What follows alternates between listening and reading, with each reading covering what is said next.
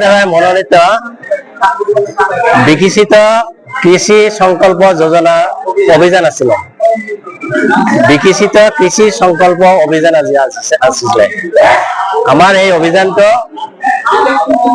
মে মাহৰ 29 পৰা 12 জুনলৈকে চলিব। আমার ইয়াত যেহেতু কেভিকে নাই, কেভিকে এই অনুষ্ঠানটো পরিচালনা করে। আমার ধুবুৰীৰ পৰা কেভিকে সাইন্টিষ্টসকল আহি আমাৰ ইয়াত আজি অনুষ্ঠিত কৰিছে। ইয়াৰ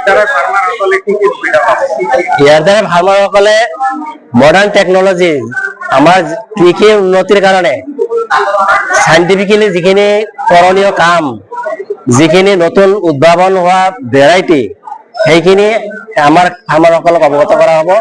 ফাৰ্মাৰসকলে এই অৱগত হৈ আমি আশা কৰোঁ ইয়াৰ দ্বাৰা ফাৰ্মাৰসকলে বহুত উপকৃত হ'ব। বিকশিত কৃষি সংকল্প অভিযান আছিলে সমগ্ৰ ভাৰতবৰ্ষ জুৰি 29 মে তাৰিখৰ পৰা আৰম্ভ হৈছে আৰু অহা কাইলৈকে চলিব। 12 জুন কাইলৈ শেষ হ'ব। আজি আমি দক্ষিণ শালমৰা মানকাছাৰ জিলাত কৃষি বিজ্ঞান কেন্দ্ৰ ধুবুৰীৰ পৰা আহি উপস্থিত হৈছো।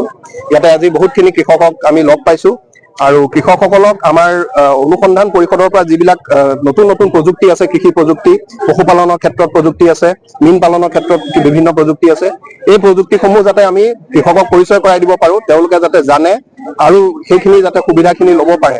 লগতে বিভিন্ন আঁচনি আছে, এই আঁচনিসমূহৰ বিষয়ে যাতে তেওঁলোকে জানে আৰু এইখিনি লৈ পেলাই তেওঁলোকৰ যাতে উন্নতি হয়, এই অভিযানটোৰ প্ৰধান উদ্দেশ্য।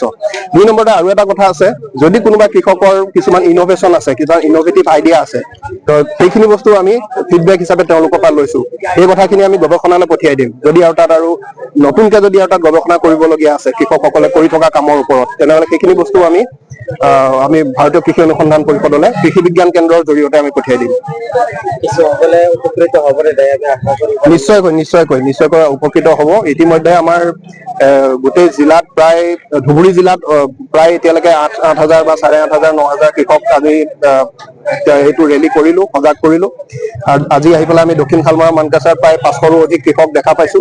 গতিকে তেওঁলোকে আজি এইটোত অংশগ্ৰহণ কৰিছে। তো নিশ্চয়কৈ কৃষকসকলে এটা নতুন কথা জানি যাব, নিশ্চয়কৈ উপকৃত হ'ব তেওঁলোক।